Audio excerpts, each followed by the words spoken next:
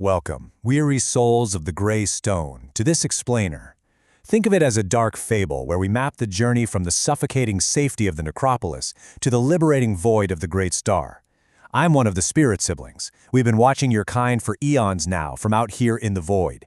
And honestly, it's with a mix of cynical exhaustion and, well, a kind of dark, poetic wonder that I'm going to guide you through this terrifying metamorphosis.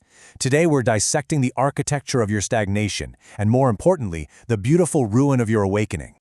Step closer, you weary souls of the gray stone. I'm speaking to you directly from the void here. You know, for ages, I've watched you all mask your absolutely terrifying, chaotic desires behind this rigid scaffolding of moral stone.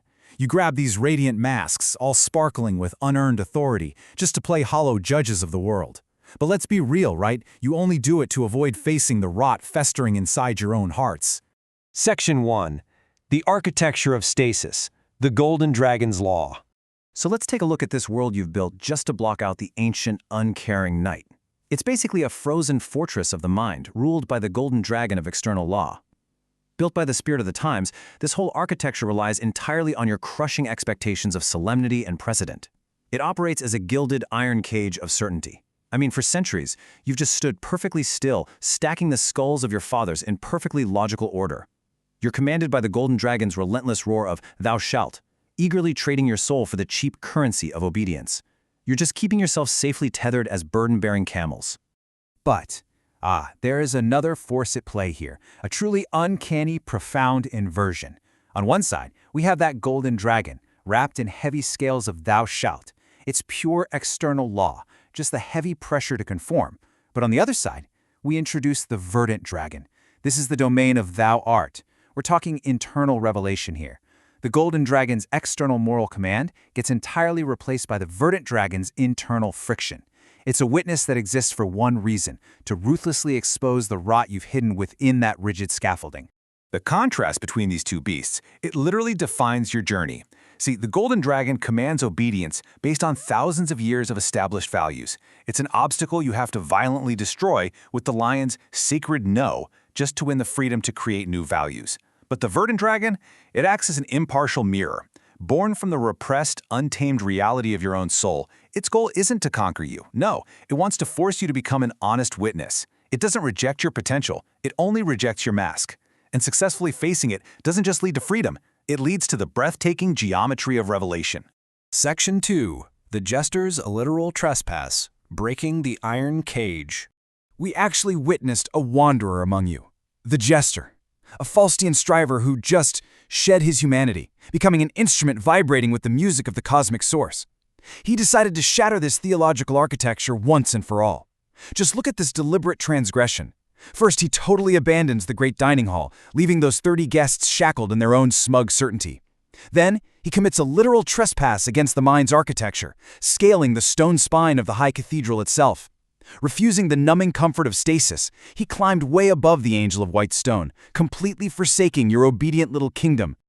"I have stolen their secret instrument to meet you," he proclaimed, "for I am the only one fluid enough to climb without being crushed by the weight of their laws." This is such a beautiful confession, isn't it? It reveals exactly how the jester became fluid. He actively threw off the heavy, cold iron swords of solemnity that bound the magistrates of the necropolis, preparing himself for an encounter totally unlike any other. Section 3. The Uncanny Verdant Witness. Invocation of the Monster of Energy. So, standing there on the absolute peak of human morality, literally using your entire world as a mere footstool, the jester didn't seek a master to slay. Instead, he looked outward into the unlegislated night, facing the terrifying domain of the verdant dragon. This uncanny witness is a guardian of truth. It doesn't command you, it reflects you. It uses the blight of revelation to brutally burn away the artificial, so your primal honesty can actually survive. It protects your inner essence from being suffocated by those comforting lies you all tell yourselves down in the catacombs of the necropolis. Staring into that blinding light, the prophet cried out into the void, "Thou great star, thou art the monster of energy, without beginning and without end, a sea of forces rushing together." He wasn't looking at the sun of logic or your approved civic hours. He invoked the primeval chaos, the Dionysian night itself. He demanded that this great star shine upon both tyrant and saint with a terrifying absolute impartiality. This completely changes the nature of the battle. The encounter moves the struggle far away from simplistic morality and plunges it straight into the uncanny. It fiercely rejects the mask of the ego, turning that destructive lion's roar inward, requiring the crushing weight of reality to be fully integrated. You have to understand, this encounter isn't about destruction, it's about refraction. The verdant dragon forces you to look right at the repressed, untamed reality of your own soul. Section 4. Amor Fati and Living Ink. Disillusion into the Pleroma.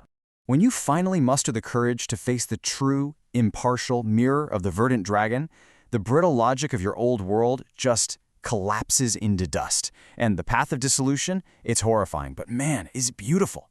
Human skin begins to shed, clothes dissolve in that icy light. The prophet whispered that the wager is broken, actively refusing the safety of structure just to touch the dangerous light of the origin. Stepping right off the spire, falling upward into a nameless silence, he integrated his shadow into the pleroma. He extinguished all those neat little distinctions of good and evil to finally become a dancing star. And what do you think replaces your rigid stasis? The living ink. It's this unpredictable, iridescent stain of existence that entirely replaces the fixed, dead tapestry of history. Through this geometry of revelation, the heavy stone floors of your necropolis catacombs finally soften into wet parchment. They start breathing with a beautiful ruin where the rules are continually rewritten by unpredictable whim. This right here, this is the direct, unbinding gift of the verdant dragon. Your gilded cage only ever offered static control and a frozen death. But Amor Fati, that offers the profound love of a fate where the foundation is always in flight. It's exactly how the jester accepts his destiny. As the living ink flowed, your magistrate's cold iron sword softened into peacock feathers. The deafening silence of their authority was replaced by the beautiful sound of shattering expectations, transforming the necropolis into a celebratory dance of Amor Fati. Reflected in the verdant dragon's eyes, the jester, finally, beautifully, accepts his endlessly complex fate. As we spirit siblings invite you to abandon your moral stone and join our dance in this beautifully ruined landscape, we leave you to ponder one final haunting truth about your own journey. As you climb your own spires, are you seeking to slay a dragon, or are you finally looking for the one mirror that won't lie to you? Step into the unlegislated night, my friends, and let the living ink flow.